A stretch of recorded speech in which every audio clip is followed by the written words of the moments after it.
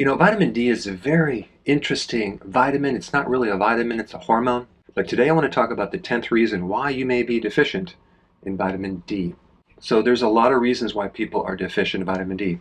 It could be diet. They're not consuming enough fatty fish, cod liver oil. In fact, it's almost impossible to get your vitamin D requirement from the diet. You're indoors, you're not on the sun, that could be a reason. You're getting older.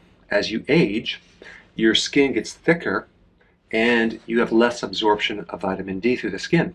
It could be your skin color, because the darker the skin, the more melanin in your skin, which blocks UV light, which reduces the absorption of vitamin D. And then number 5, obesity. The more weight you have on your body, the less vitamin D you're going to be able to absorb. Number 6, metabolic syndrome. This includes diabetes, high blood pressure, insulin resistance. Number 7, inflammation. If you have a lot of inflammation in your body, you're not going to be able to absorb very much vitamin D. Number 8, malabsorption. And this also includes a lack of bile, or let's say you had your gallbladder removed. You're not going to be able to absorb vitamin D too well.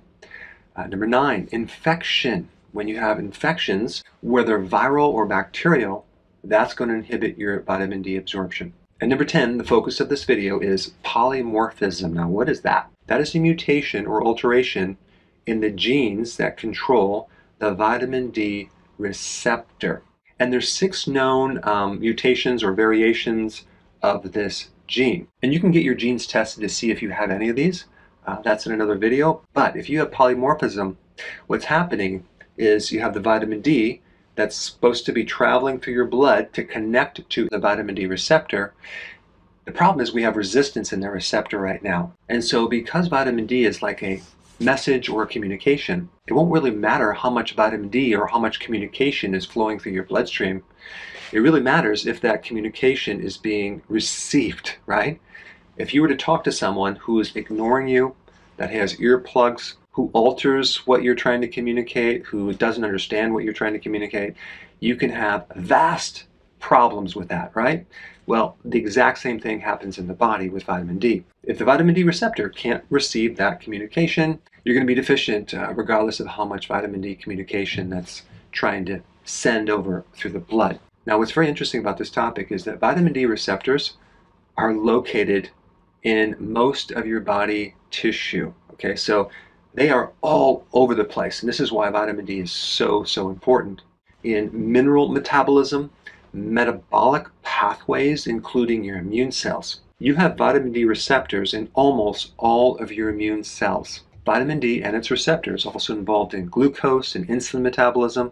So if you have this defect in the vitamin D receptor gene, all sorts of things can happen. You can get rickets. That's a vitamin D deficiency in children where your legs are bowed, and we have all sorts of skeletal malformations. If you're an adult, you can get osteoporosis, or like a precursor to osteoporosis, which is osteopenia. Hair loss, and I'm talking about alopecia, which is an autoimmune disease. That's definitely related to this problem with the vitamin D receptor. Susceptibility to viruses. Why? Because vitamin D is essential to your immune system. Liver inflammation.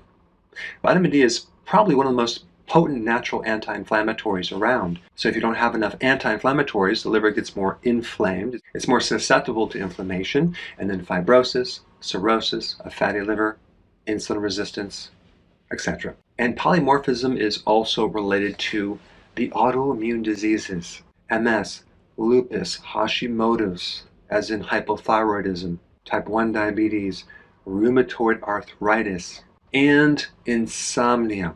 So what can we do about this? Well, if we have the receptor that's resistant to vitamin D, well, you can take higher amounts of vitamin D. That will actually help. But there's also another thing that's very interesting about activating the vitamin D receptor. We have the different versions of vitamin D and bile salts. Bile salts can activate the vitamin D, and I've done a lot of videos on this, and I recommend bile salts with a lot of different conditions, and that is probably why it's very effective in enhancing the vitamin D message to be able to be understood or received in order for the vitamin D to be more receptive and do its various functions. And this includes also secondary bile salts. Let me explain what that is. You have primary bile salts, which are created by your liver, that come down through the bile ducts and get stored in the gallbladder. But the secondary bile salts are made by your friendly microbes.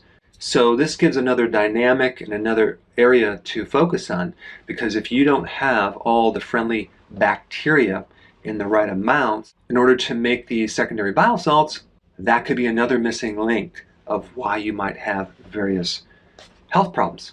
So if you're struggling with any of the conditions that I mentioned, you may want to take more vitamin D as well as purify bile salts. Hey, before you go, if you're benefiting from any of my content, I would love to hear about your success story.